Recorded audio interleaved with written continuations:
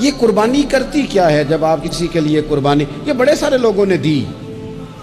باپ نے بڑی قربانی دی اولاد کے لیے، بعض اوقات بہن بھائیوں کی طرف سے اچھا نتیجہ برآمد نہیں ہوا، لیکن بعض بھائیوں نے بڑی قربانی دی اپنے بہن بھائیوں کی، بعض بڑوں نے بڑی قربانیاں دی، لیکن اگر رزلٹ اس طرح کا نہیں بھی برآمد ہوا تو قربانی دینے والے کے دل کو اللہ نے سکون بڑا عطا فرمایا ہے، راحت اللہ تعالیٰ نے پوری عطا کی ہے، وہ جو قرار قلبی ہے، اطمینان ہے، وہ رب پورا عطا کرتا ہے۔ ہم یہ تقریریں سمجھ کے چیزوں کو لیتے ہیں اور تقریر سمجھ کے سنتے ہیں اور کانوں کا ذائقہ لے کے نکل جاتے ہیں، اس کو ذرا باریک بینی سے سوچیں۔ ایک بھائی دوسرے بھائی کے خلاف مقدمہ لیے کھڑا ہے عدالت میں، ایک 5 مرلے کے پلاٹ پر جھگڑا ہو رہا ہے، فساد کھڑا ہے، لیکن حضور کے صحابہ ہجرت کر کے مکے سے مدینے آئے ہیں، برادری اور قبیلہ اور رنگ اور انداز اور طور طریقہ تہذیب، اس میں بھی بڑی چیزوں کا فرق، لیکن مدینے والے محبوب نے کہا یہ مہاجر اور انصار آپس میں بھائی بھائی ہیں، بھائی یہ بھائی بھائی ہیں آپس میں، بھائی بھائی کس رشتے سے؟ مدینے والے کا کلمہ پڑھنے کے رشتے سے۔ بھائیوں نے کیا کیا؟ انصار مدینہ نے پوری جائیداد پھیتا رکھ کے، دھاگا رکھ کے جائیداد تقسیم کی۔ بھائی کا حصہ ہوتا ہے نا جائیداد میں، وہ بھائی نسباً تو سگے نہیں، لیکن نبی پاک صلی اللہ علیہ وسلم نے جب ان کو بھائی بھائی بنا دیا نا،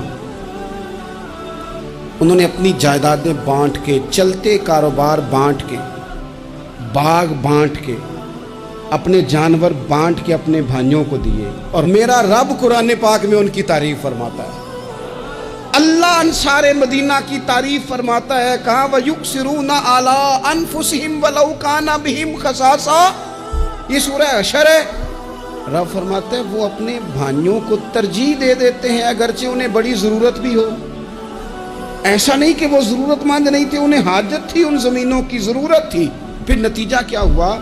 بنو نذیر کا علاقہ فتح ہوا نا، تو نبی پاک صلی اللہ علیہ وسلم نے انصار مدینہ کو بلایا، حضور نے بلا کے انصار مدینہ آ گئے، حضرت سعد بن عبادہ آ گئے، حضرت اسد بن زرارہ آ گئے، کچھ اور بھی انصار، یہ بڑے سونے لوگ ہیں حضور کے مدینے والے لوگ۔ یہ انصار مدینہ قربان ان رستوں سے جہاں سے یہ گزرا کرتے تھے، انہوں نے سینہ کھول کے میرے محبوب کا استقبال کیا، اور میرے کریم نے بھی فرمایا لوگوں یاد رکھنا، اگر کبھی لوگوں کی 2 قطاریں بن گئی نا، ایک قطار میں دوسرے لوگ چل رہے ہوئے، ایک قطار میں مدینے والے چل رہے ہوئے، فرمایا مجھے تم اس قطار میں پاؤ گے جس میں میرے مدینے شہر کے لوگ جا رہے ہوں گے۔ یہ مدینہ شریف کے لوگ، اتنی وفا اس مٹی میں، اتنا کرم اس مدینہ شریف کی مبارک مٹی میں، یہ ہے ارض جنت، یہ طیبہ کی زمین ہے، کیونکہ جنت بھی یہیں اور مال کے جنت بھی یہی ہے۔ رسول پاک صلی اللہ علیہ وسلم نے انصار کو بلا کے کہا بھائی تم نے اپنے مہاجر بھائیوں کو زمینیں، جائیدادیں، جانور، کاروبار، ہر چیز بانٹ کے دے دی تھی، اب اللہ نے نا وسعت دی ہے، یہ مال آیا ہے، میں نے تمہیں اس لیے بلایا ہے۔ کچھ لوگ دے دیتے ہیں نا، قربان کر دیتے ہیں، شاید دے دیتے ہیں لیکن بھولتے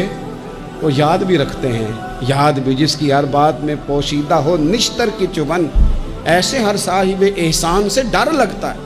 جس کی باتیں پھر پیچھا کرے کہ میں نے دی تھی، دے تو دیا پر نظر نہیں ہٹائی۔ حضور نے فرمایا یہ مال آیا ہے،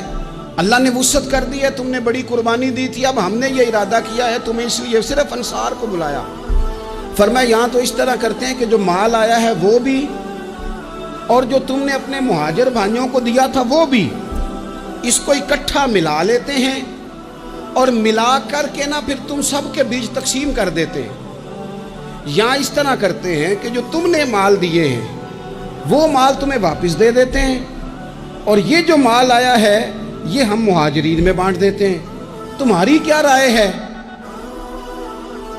انصار مدینہ بولے، ہاتھ باندھ کے، درود پڑھ کے، آنکھوں کا وضو کر کے عرض کرنے لگے یا رسول اللہ صلی اللہ علیہ وسلم، کریم ہم نے تو آپ کی زبان سے سنا کہ یہ تمہارے بھائی ہیں، سونیا مالوں میں کیا ہمارے تو دلوں میں بڑی جگہ بن گئی ہے، یا رسول اللہ صلی اللہ علیہ وسلم اگر آپ نے رائے پوچھی ہے نا تو پھر اس طرح کریں جو مال ہم نے انہیں دیا ہے وہ بھی ان کے پاس رہنے دیں، اور یہ جو آج آیا ہے یہ بھی سارا مہاجر بھائیوں میں ہی تقسیم کر دیں، انہی کو دے دیں یا رسول اللہ، انہی کو، ہم تو یہاں کے باسی ہیں، پرانے رہنے والے ہیں، کام چل رہا، دے دیں انہیں۔ میرے محبوب کا چہرہ کھل اٹھا،